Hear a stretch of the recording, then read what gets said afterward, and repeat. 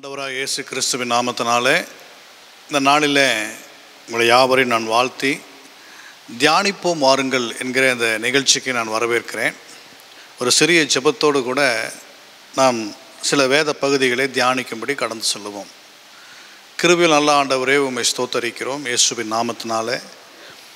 அப்பா, இந்த வேளையில் உம்முடைய கிருபையுள்ள கரங்களை தாழ்த்தி ஒப்புக் கொடுக்கிறோம். இப்பொழுதும் பார்க்கிற வேத பகுதியிலிருந்து கர்த்தருடைய ஆவியானவர் எங்களுக்கு தேவையான சத்தியங்களை கற்றுக் கொடுப்பீராக என்று சொல்லி நாங்கள் ஜெபிக்கிறோம்.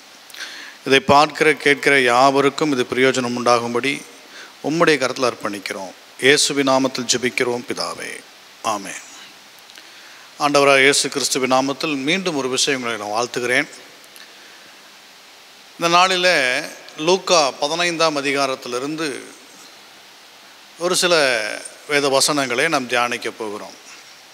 பிரியமானவர்களே, லூக்கா 15ஆம் அதிகாரத்தில் ஆண்டவராக இயேசு கிறிஸ்து 3 விதமான ஓமைகளை சொல்லி தன்னிடத்தில் கூடி வந்திருந்த ஜனங்களுக்கு தேவனுடைய ராஜ்யத்தை குறித்ததான ஒரு நல்ல ஒரு பிரசங்கத்தை ஏறெடுத்ததை நாம் பார்க்கிறோம். முதலாவதாக, ஒரு மனிதன் 100 ஆடுகளை வைத்திருந்தான். அதில் ஒன்று காணாமல் போனது.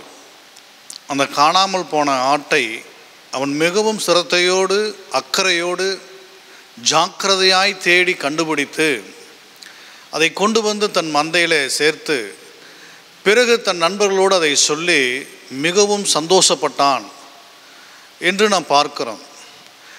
மனம் திரும்ப அவசியமில்லாத அல்லது சரி செய்யப்பட அவசியமில்லாத 99 நபர்களை பார்க்கலாம், சரி செய்யப்பட வேண்டிய அல்லது மனம் திரும்ப வேண்டிய ஒரு நபரை குறித்து பரலோக ராஜ்யம் மிகுந்த அக்கறையோடு இருக்கிறது என்பதை நாம் பார்க்கிறோம். அந்த ஓமையை தான் ஆண்டவராக இயேசு கிறிஸ்து இங்கே சொல்லுகிறார். அதைத் தொடர்ந்து இரண்டாவதாக ஒரு ஸ்திரியை பற்றி பார்க்கிறோம். ஒரு ஸ்திரீனிடத்தில் 10 வெள்ளிக்காசு கொடுக்கப்பட்டிருந்தது. அதில் ஒன்று காணாமல் போய்விட்டது. அவள் உடனே அதை பயந்து பதறி காணாமல் போன வெள்ளிக்காசை குறித்து மிகுந்த ஜாக்கிரதையோடு தன்னுடைய வீட்டையெல்லாம் பெருக்கி சுத்தம் செய்து அந்த வெள்ளிக்காசை கண்டுபிடித்து அந்த வெள்ளிக்காசை குறித்து தன் அயல் வீட்டுக்காரரிடத்தெல்லாம் சொல்லி அவள் மகிழ்ச்சி அடைந்தாள், சந்தோஷப்பட்டாள், பெரு நிம்மதி அடைந்தாள் என்று சொல்லி அந்த உவமை சொல்லப்படுகிறது. மனம் திரும்புகிற ஒரு பாவியின் நிமித்தம் பரலோக ராஜ்யம் எவ்வளவாய் சந்தோஷம் அடைகிறது என்பதை சொல்லும்படியாக இயேசு கிறிஸ்து இந்த உவமைகளை சொல்லுகிறதை நாம் பார்க்கிறோம். பிரியமானவர்களே, இந்த நாட்களிலும் நாம் பார்க்கிறபடி இந்த உலகத்தில் பாவத்தில் மரிக்கிற ஏராளமான ஜனங்கள் வேதனையோடு கவலையோடு கண்ணீரோடு தன்னுடைய வாழ்க்கையை முடித்து கொள்ள வேண்டும் என்று தற்கொலை எண்ணத்தோடு வாழுகிறதான குடும்பங்கள், மனிதர்களை நாம் பார்க்கிறோம். அவர்களுக்காக நாம் பாரத்தோடு ஜெபிக்கிறோம். ஒருவேளை இந்த நிகழ்ச்சியை பார்த்து கொண்டிருக்கிற, இந்த வார்த்தைகளை கேட்டுக்கொண்டிருக்கிற உங்களில் யாராகிலும் ஒருவர் உங்களுடைய வாழ்க்கையில் நிம்மதி இல்லாமல், சமாதானம் இல்லாமல், மன வருத்தத்தோடு வாழ்வீர்களானால் இந்த வார்த்தைகள் நிச்சயமாகவே உங்களுடைய வாழ்க்கையில் ஒரு பெரிய மாற்றத்தை உண்டாக்கும் என்பதை நான் நம்புகிறேன். பிரியமானவர்களே, இந்த வாழ்க்கையில் நமக்கு வருகிற எல்லா பாடுகளுக்கும் பிரச்சனைகளுக்கும் தீர்வோ அல்லது முடிவோ மரணம் இல்லை என்பதை நீங்கள் முதலாவது அறிந்து கொள்ள வேண்டும். ஏனென்றால் பாவத்தின் நிமித்தம் இந்த உலகத்தில் அநேகர் மரித்து கொண்டு இருக்கிறார்கள். பாவ பழக்க வழக்கங்களினால், போதை பழக்க வழக்கங்களினால், தவறான உறவுகளின் பழக்க வழக்கங்களினால் அநேக குடும்பங்கள் சிதைந்து, வாலிபர்கள் அழிந்து, மனிதர்கள் பாவத்தில் மரித்து கொண்டிருக்கிறதை நாம் பார்க்கிறோம். அதை ஆண்டவராகிய இயேசு கிறிஸ்து ஒரு நாளும் விரும்பவில்லை.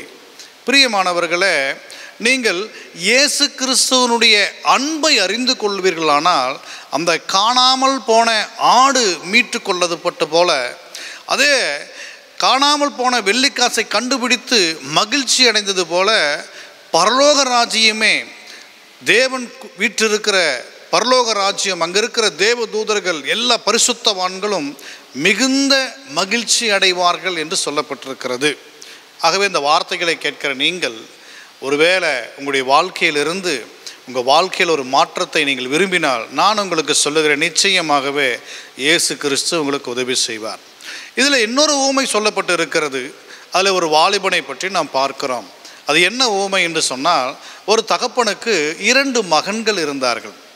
அதில் இளைய மகன் தன் தகப்பனிடத்தில் தகப்பனே, என்னுடைய ஆஸ்தியை எனக்கு பிரித்து கொடுக்க வேண்டும் என்று சொல்லி அவன் கேட்டுக்கொண்டான்.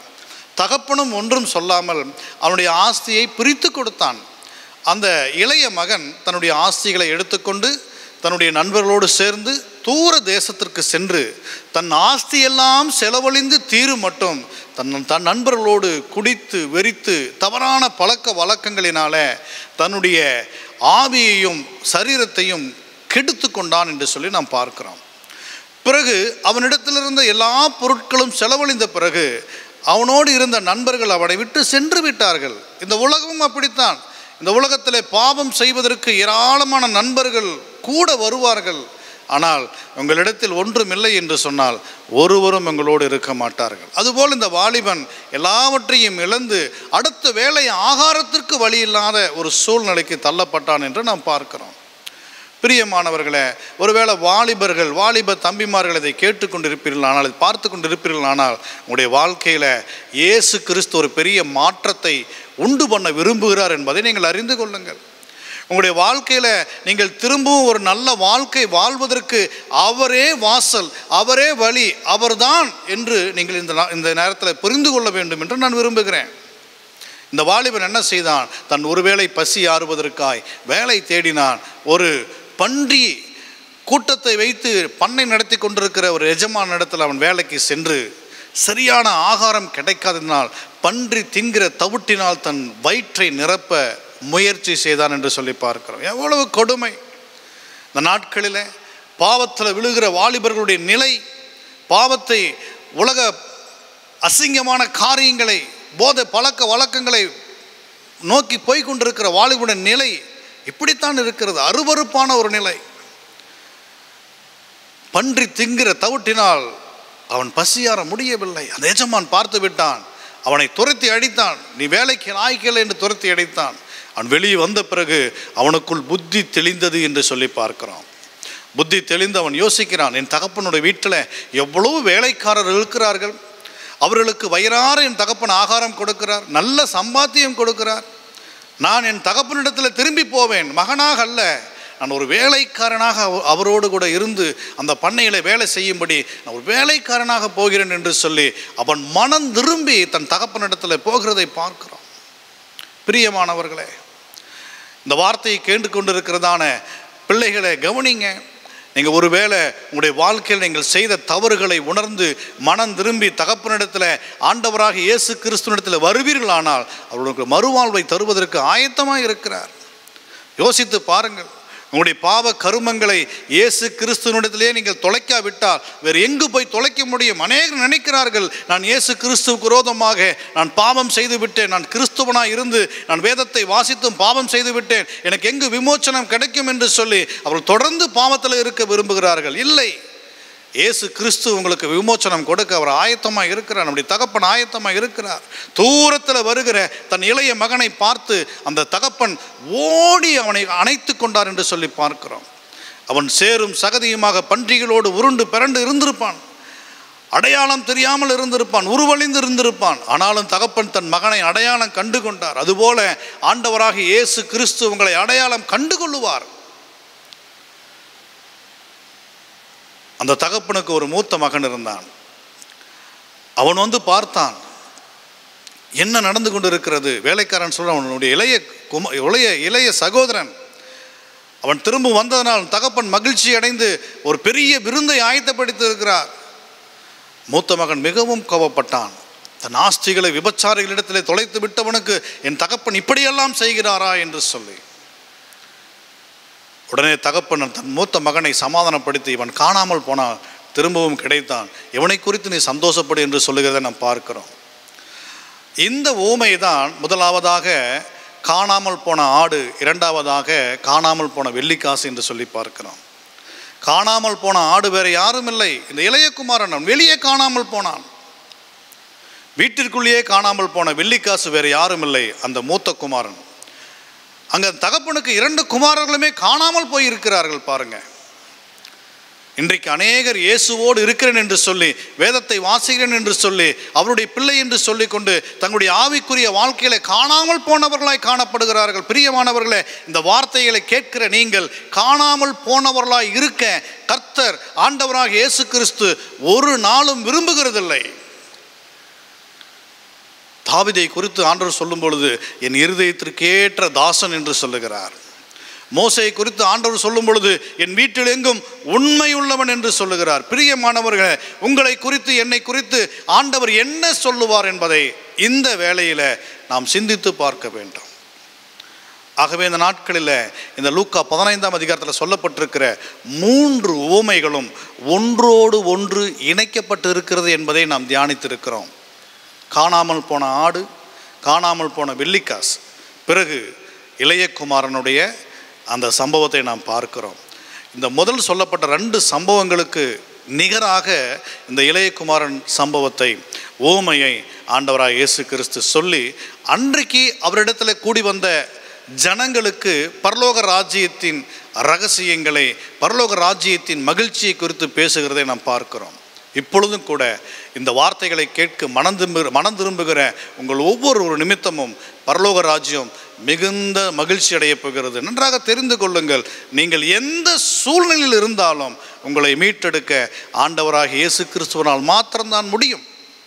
நீங்கள் எப்படிப்பட்ட கடன் பிரச்சனையில் இருந்தாலும், பாவத்தில் இருந்தாலும், ஒருவேளை உங்களை விட முடியாத பாவம், நீங்கள் விட முடியாத பாவம் அல்ல, உங்களை விட முடியாத பாவத்தில் இருந்தாலும் ஆண்டவராக இயேசு கிறிஸ்துவிடத்தில் வந்து நீங்கள் முழங்கால் படியிட்டு 2 கரங்களை விரிப்பீர்களானால் உங்களை மீட்டெடுக்க ஆண்டவராக இயேசு கிறிஸ்துவினால் முடியும். அதன் நிமித்தம் பரலோக ராஜ்யம் மிகுந்த சந்தோஷப்படும். பிரியமானவர்களே, இந்த வார்த்தை உங்களுக்கு மிகவும் ஆசீர்வாதமாக இருந்திருக்கும் என்று நம்புகிறேன். நான் உங்களுக்காய் செபிக்கிறேன். கிருபையுள்ள நல்ல ஆண்டவரே, உம்மை ஸ்தோத்தரிக்கிறேன் இயேசுவின் நாமத்தினாலே. அப்பா, இந்த வேளையில் இந்த வார்த்தைகளை கேட்ட உடைய பிள்ளைகள் ஒவ்வொருவருக்காய் நான் செபிக்கிறேன். இந்த வார்த்தைகள் அநேகருடைய வாழ்க்கையில் மறுரூபத்தை கொண்டு வரட்டும், மன மகிழ்ச்சியை கொண்டு வரட்டும். இதன் நிமித்தம் பரலோக ராஜ்யம் சந்தோஷப்படும்படி அநேகர் மனம் திரும்புவார்களாக. உம்முடைய கிருபையின் கரத்தில் எங்களை எல்லாம் தாழ்த்து ஒப்புக் கொடுக்கிறோம். எங்களை கைவிடாதிரும். இயேசுவின் நாமத்தில் ஜெபிக்கிறோம் எங்கள் நல்ல பிதாவே, ஆமென்.